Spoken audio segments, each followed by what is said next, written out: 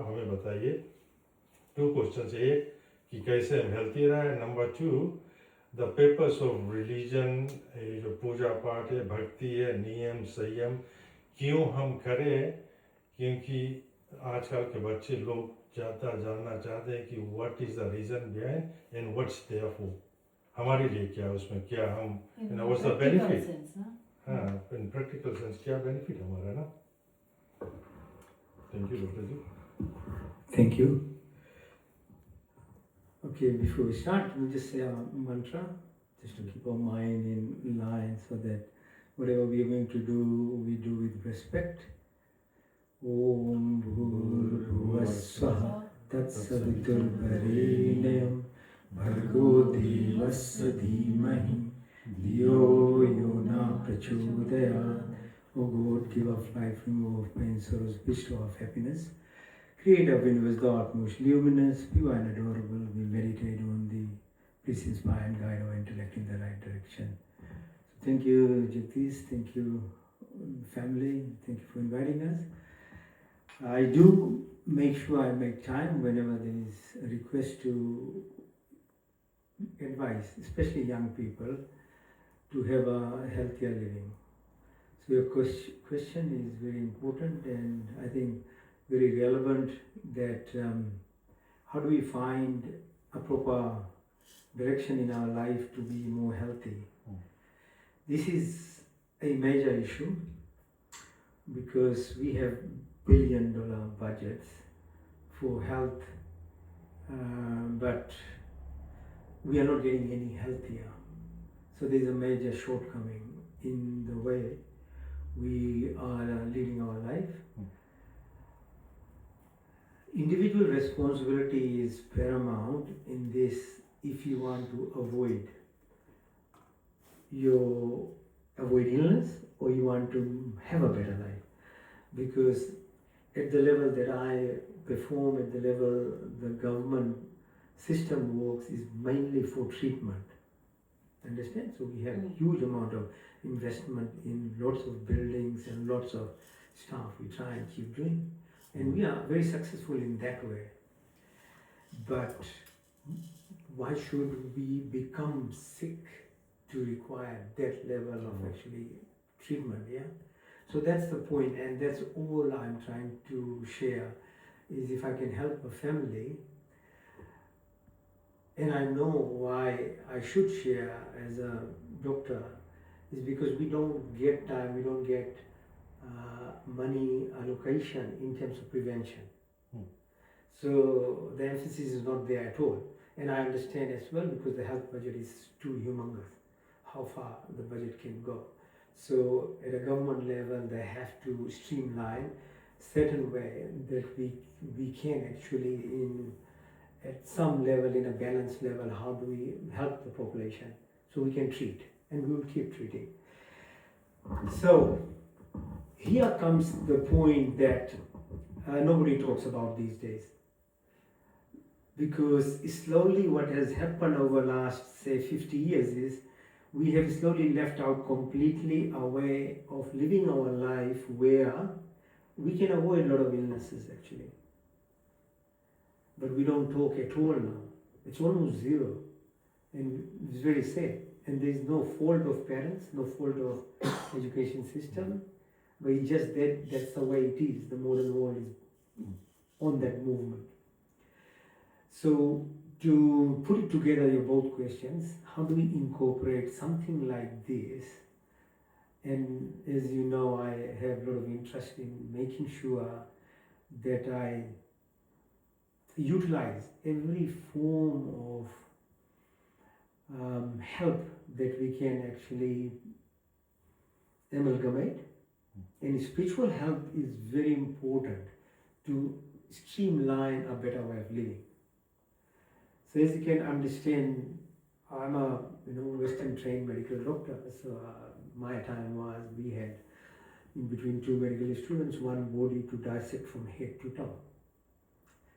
So in that 1.5 years, we knew we were supposed to learn entire body, which was good because that's my foundation now. I have learned the entire body very well, arteries, veins, nerve, 100,000 kilometers of this, that, all the systems, I know. The problem I found as I grew within the medical school, which took 6 years, is I started realizing that the body was not running on its own. While we are very good at a Western medical system level to understand the body systems, but the body is driven by something else. So you have a brain, but you don't know where's your mind. Where's the mind?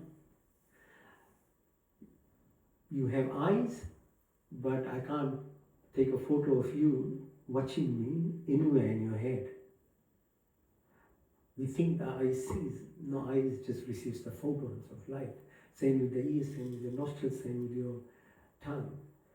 So there was a huge gap, a person like me can only question these things because I studied the body.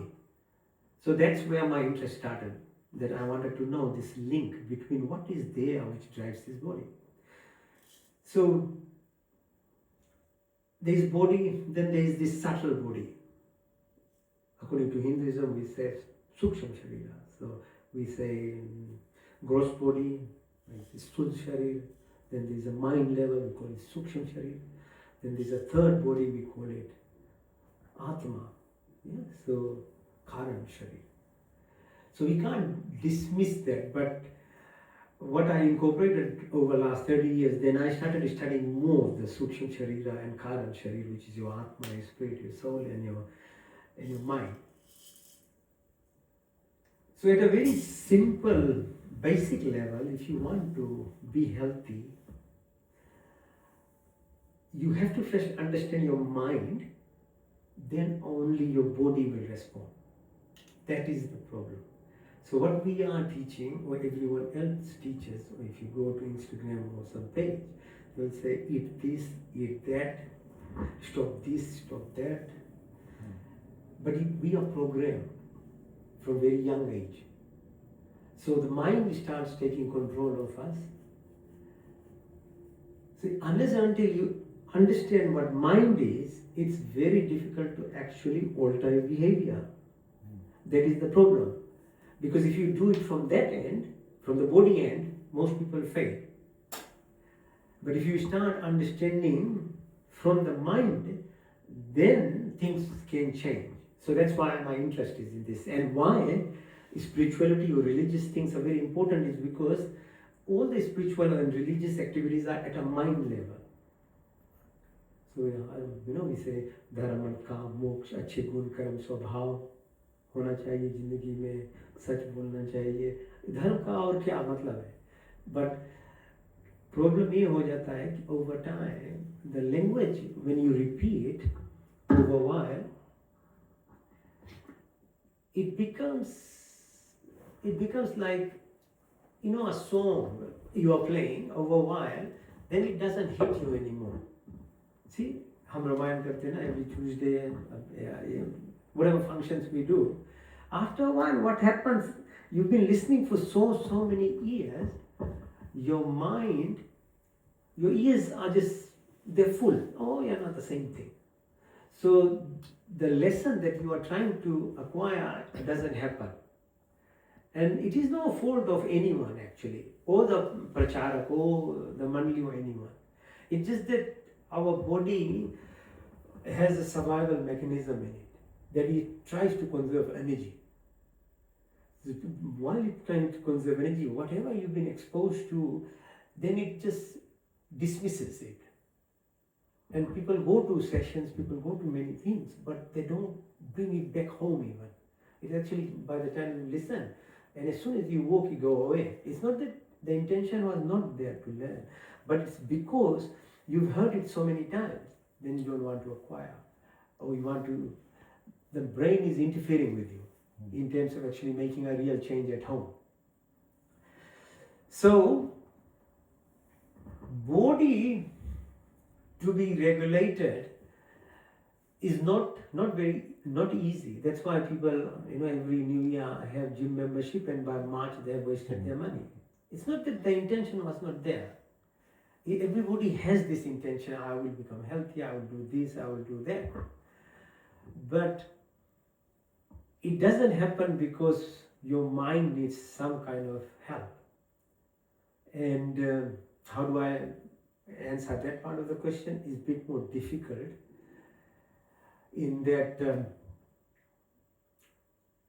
you have to respect yourself, your body. The mind has to first come to this position as a point of your living. So one of the first mantras of all our books, say Vedas are the number one, first oldest book, then the Darshan, then the Upanishads, then Valmiki Ramayana, Tulsi Ramayana, Mahabharata, Gita, and chale aao, niche, chalte aao. Of all the Vedas, the first mantra in Vedas is Om Agni Mire Purohitam Yajisadeo Mitvijam Hotaram Ratna Dhaatama. First mantra, first mandala, first sukta is based on Agni. So everything of Hindu religion is based around Agni, means fire.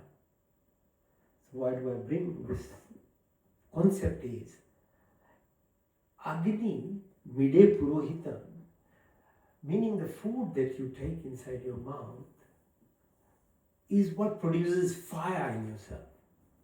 So that's the whole Hinduism is based on, this mantra, number one mantra. And then all other things that we read in Puranas and understand is actually, the source is somewhere else.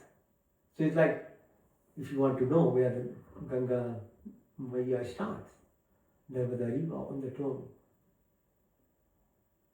All the talk, where does it start? What do we need to go and visit? That's the point.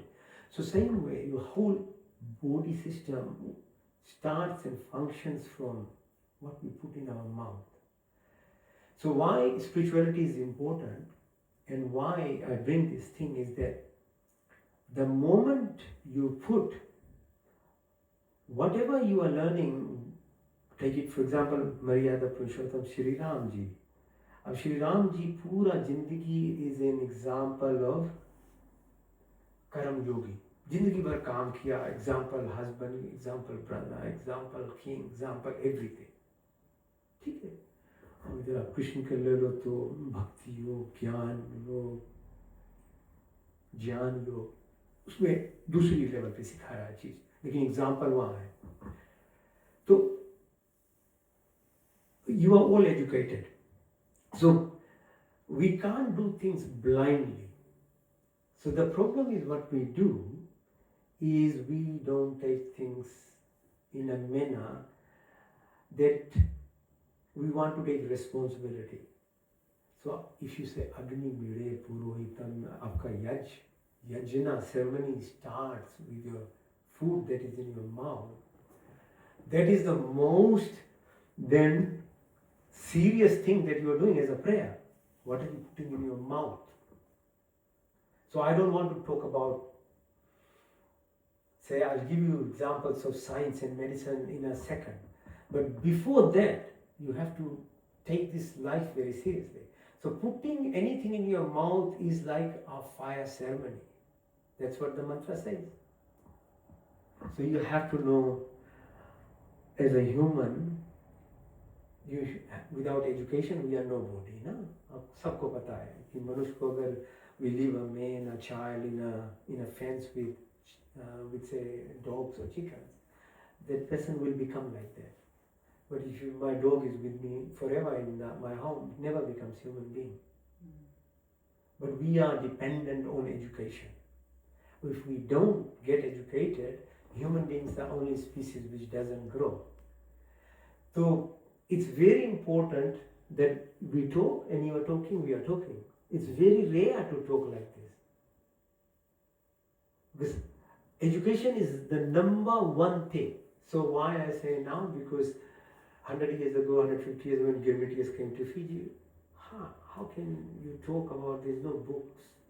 उनको चाबुक लग रहा था ना, plumber मार रहे थे, क्या करें वो? They couldn't give you all the education, but whatever they survived with and whatever they could give you, they gave. So when I say education, then it becomes your responsibility. not to get a bachelor's in science. That's very important. But did you try and get a certificate even in knowing what your mouth is? What food should it go?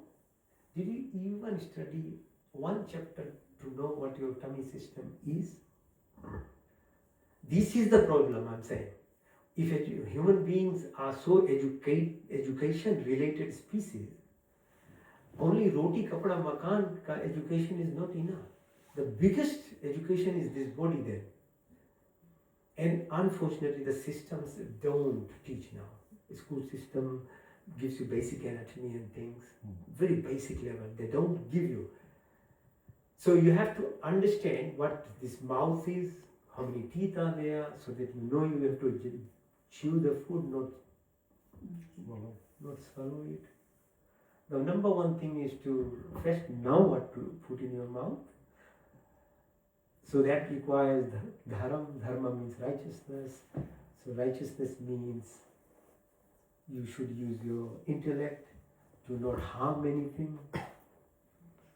So the reason why butchery shops are not in the middle of Carlingford shopping station is because if people started watching how something is butchered, nobody will eat meat. But if you numb yourself by then going to the LD and cover it with a wrapper and some colors,